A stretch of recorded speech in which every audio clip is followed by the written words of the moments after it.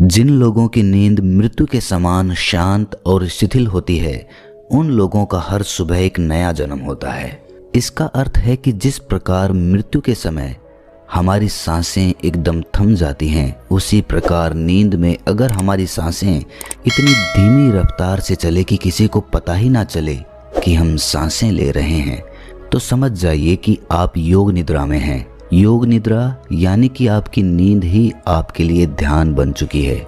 इसके बाद आपको ब्रह्म मुहूर्त में जागने का प्रयास नहीं करना पड़ेगा।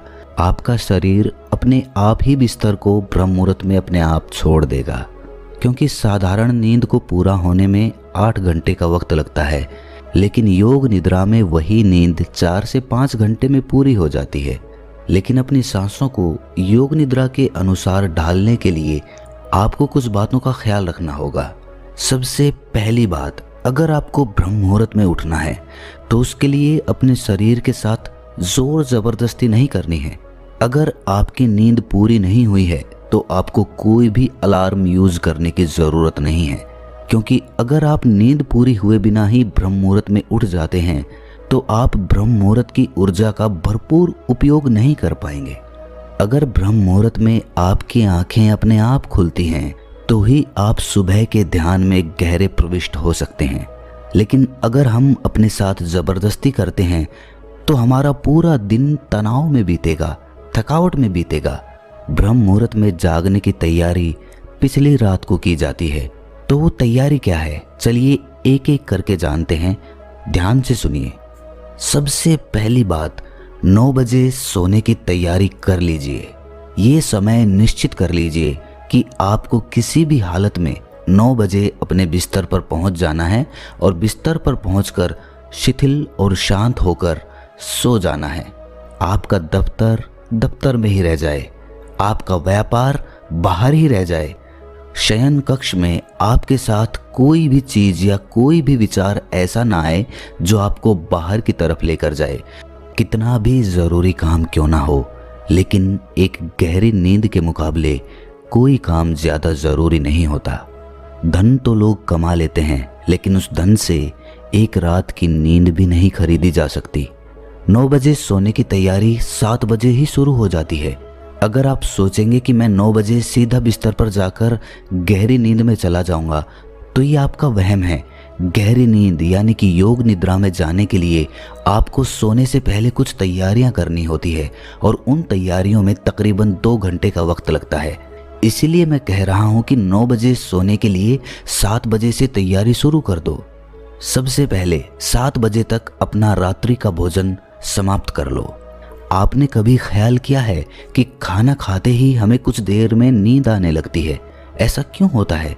इसका जवाब है कि खाना पचाने के लिए हमारे शरीर को आराम चाहिए होता है। नींद का एक सबसे महत्वपूर्ण उद्देश्य होता है खाने को पचाना।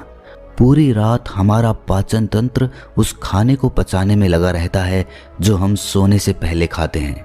आप रात्रि का भोजन जितनी जल्दी करेंगे, खाना उतनी जल्दी पच जाएगा और आपकी नींद पूरी हो जाएगी। आयुर्वेद में रात्रि के भोजन के लिए जो समय निश्चित किया गया है वो सूरज छिपने से पहले का किया गया है, और रात्रि का भोजन जितना हल्का होगा, हमारा पाचन तंत्र अपना काम उतनी ही जल्दी पूरा करेगा। इसीलिए रात्रि के भोजन में हमेशा हल्का खाना ही खाएं। जिस खाने को पकने में जितना ज़्यादा समय लगता है वो खाना उतना ही भारी होता है, और इसके विपरीत जिस खाने को पकने में जितना कम समय लगता है वो खाना उतना ही हल्का होता है। उदाहरण के लिए, रोटी को पकाने में ज़्यादा मेहनत और ज़्यादा समय लगता है, वहीं पर चावल को पकाने में कम मेहनत लगती है। इसके फलस्वरूप रोटी को पचाने में हमारे शरीर की ज़्यादा ऊर्जा लगती है और वहीं पर चावल को पकाने में उससे कम ऊर्जा लगती है। खिचड़ी, चावल, उबली हुई सब्जी, ये सब हल्के खाने में आते हैं, और वहीं पर रोटी, घी, मांस, दालें इत्यादि भारी खाने में आते हैं, जिनको पचाने में हमारे शरीर की ज़्यादा ऊर्जा और ज़्यादा समय लगता है, जिसकी वजह से हमारी नींद की अवधि बढ़ जाती है। शरीर की अधिकतर बीमारियां इसी कारण से पैदा होती हैं कि हमें ये नहीं पता होता कि किस समय किस तरह का भोजन करना चाहिए। आजकल लोग जिम करते हैं अच्छा शरीर बनाने के लिए अच्छी डाइट लेते हैं, अच्छा आहार लेते हैं जो कि भारी होता है, तो वो शरीर को बलवान तो बना देता है, लेकिन शरीर में वो ऊर्जा, वो स्फूर्ति, वो ताजगी वो खत्म हो जाती है। शरीर का बलवान होने से ज़्यादा मज़ा मन का आनंदित होने में होता है। ये बात तो सत्य है कि आदमी को स्वस्थ रहना चाहिए और उसके लिए व्यायाम ज़रूरी है, लेकिन उतना ही व्यायाम जिससे हमारा शरीर बहुत ज़्यादा थके ना या उसे बहुत ज़्यादा आहार लेने की ज़रूरत ना पड़े। व्यायाम उतना ही होना चाहिए जिससे हमारे शरीर की ऊर्जा बढ़ती रहे, ना कि हमारा शरीर थक जाए। जब जिम करते हैं या ज़्यादा कठिन व्यायाम कर लेते हैं तो नींद की अवधि अपने आप बढ़ जाती है। शरीर को ज़्यादा आराम की ज़रूरत होती है और हम ध्यान को कर ही नहीं पाते। जो समझदार हैं वो ये जानते हैं कि शरीर को चाहे कितना भी बलवान क्यों ना बना लो, एक ना एक दिन वो मिट्टी में ही तब्दील हो जाएगा। और वहीं पर अगर हम अपने मन को समझ लेते हैं तो मन से समझने से बड़ा काम इस दुनिया में कुछ हो नहीं सकता है। मन को समझ लिया मतलब आपने अपने आप को समझ लिया, आपने अपने आप पर विजय हासिल कर ली। ये मज़े की बात है कि हम आकर्षक शरीर इसीलिए बनाना चाहते हैं ताकि हम दूसरों को प्रभावित कर सकें। जिस प्रकार के विज्ञापन फिल्मों और समाज के द्वारा हमारे सामने पेश किए जाते हैं, हमारा मन उसी तरह काम करने लग जाता है। बचपन से हमने फिल्मों में आकर्षक शरीर वाले अभिनेताओं को देखा है और हमारे मन में उन्हीं की तरह एक आकर्षक शरीर बनाने की इच्छा जागृत हो जाती है। लेकिन वहीं पर अगर हमारा समाज हमारे ऋषि मुनियों की तरह मन को आकर्षक बनाने पे ध्यान देता तो शायद हम जिम की जगह ध्यान को ज़्यादा महत्वपूर्ण समझते। खैर, अपनी बात पर वापस लौटते हैं। रात्रि का हल्का भोजन कर लेने के बाद आपको अपने शरीर को शिथिल करने की प्रक्रियाओं पर ध्यान देना चाहिए। 7 बजे तक आपने भोजन कर लिया, अपने दफ्तर के सारे काम खत्म कर दिए, अब आपके पास कुछ भी काम नहीं है। 7 से 9 बजे का जो समय होता है उसे हमें पूरी तरह से उपयोग करना चाहिए।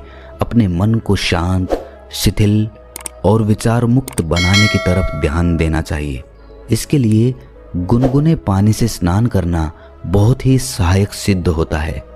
गुनगुने पानी में नहाते हुए ये भाव अपने मन में पैदा करिए कि आज पूरे दिन की चिंताएं, पूरे दिन का गुस्सा, पूरे दिन की घृणा, पूरे दिन का परिश्रम, पूरे दिन की थकावट, पूरे दिन का तनाव अपने आप पानी के साथ आपके मन से धुल गया है। आपका मन एकदम खाली और निर्मल हो रहा है। ये भाव हमें नहाते हुए करना है। अगर आपके पास स्नान गृह में कोई टब है तो टब में लेटकर भी ये भाव पैदा किया जा सकता है। टब में लेटे लेटे अपने शरीर को शिथिल करते जाइए। शिथिल करने का सीधा सा तरीका है अपने मन में भाव पैदा करना, और भाव जितना प्रगाढ़ होगा उसका परिणाम उतना ही जल्दी मिलेगा। नहाने के बाद अपने आप को खाली रखिए, टीवी मत देखिए, किसी से बातचीत भी मत करिए, अपने आप को एकदम शांत करिए। जो बाहर की चीज़ें हैं, जो बाहर की वस्तुएं हैं, उन्हें बाहर ही छोड़ दीजिए, वो अगले दिन भी वहीं पर मिलेंगी। अपने शयन कक्ष में किसी अच्छी सी सुगंध का प्रबंध करिए, जो भी सुगंध आपको पसंद हो। आप किसी अगरबत्ती या धूप बत्ती का इस्तेमाल कर सकते हैं या फिर आप किसी परफ्यूम का या रूम फ्रेशनर का भी उपयोग कर सकते हैं। इसके बाद कमरे की रोशनी को धीमी कर दीजिए और कोई शांत म्यूजिक लगाकर, कोई शांत संगीत लगाकर अपने बिस्तर पर लेट जाइए। ब्रह्म मुहूर्त में उठने के लिए किसी अलार्म का उपयोग मत करिए, बस अपने प्रभु से ही कहिए कि वही तुम्हें ब्रह्म मुहूर्त में जगा दे। उससे बड़ा जगाने वाला कौन होगा?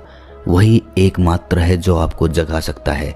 अगर आपको सुबह 4 बजे उठना है तो आप उससे कहिए कि प्रभु, मुझे 4 बजे आप ही जगाने वाले हैं, आप ही सृष्टि के कर्ता हैं। और धीरे धीरे ये भाव अपने मन में बनाते हुए आप नींद की आगोश में चले जाएं। 21 दिन तक ये प्रयोग करने के बाद आपको खुद ही एहसास होगा कि आप अपनी नींद में भी जागे रहते हैं। अब आपका जागरण पूर्ण हुआ। अब आप योग निद्रा में प्रविष्ट हो चुके हैं। जिस नींद को पूरा होने में 8 से 10 घंटे का समय लगता था और उसके बाद भी मन में थकावट बनी रहती थी, अब वही नींद 4 से 5 घंटे में पूरी होकर भी आपको चुस्त बनाए रखेगी, क्योंकि अब आपकी नींद वास्तविक नींद है। पहली वाली नींद में आप अपने सपनों में चलते रहते थे, आपका मन, आपका मस्तिष्क निरंतर काम करता रहता था, आपका पाचन तंत्र अलग क्रियाओं में लिप्त रहता था। लेकिन अब ना तो आपके मन में कुछ विचार चलते हैं, ना आपको सपने आते हैं, और ना ही आपके पाचन तंत्र पर उतना दबाव बना रहता है। और इसीलिए आपके शरीर की ऊर्जा, आपकी ताजगी सबको हैरान कर देगी। अब आप बिल्कुल भी नहीं थकेंगे, ना आपको आलस्य आएगा, ना आप तनाव में रहेंगे। पूरा दिन ताजगी से भरा हुआ, नएपन से भरा हुआ, हर काम में आनंद आने लगता है। योग निद्रा में पहुंचने के बाद आपका ध्यान करना भी सरल हो जाता है। आप बहुत जल्दी और बहुत गहरे ध्यान में प्रविष्ट हो पाते हैं। रात को योग निद्रा लेने के बाद ब्रह्म मुहूर्त का ध्यान सबसे ज़्यादा लाभकारी होता है। इसीलिए ब्रह्म मुहूर्त में जागकर आधा या 1 घंटा ध्यान को ज़रूर देना। उसके बाद आप उस असीम सत्य को जानने में सक्षम हो पाएंगे। आप उस विराट को समझ पाएंगे। आप वो देख पाएंगे जो कण कण में बसा हुआ है और हम आज तक देख ही नहीं पाए।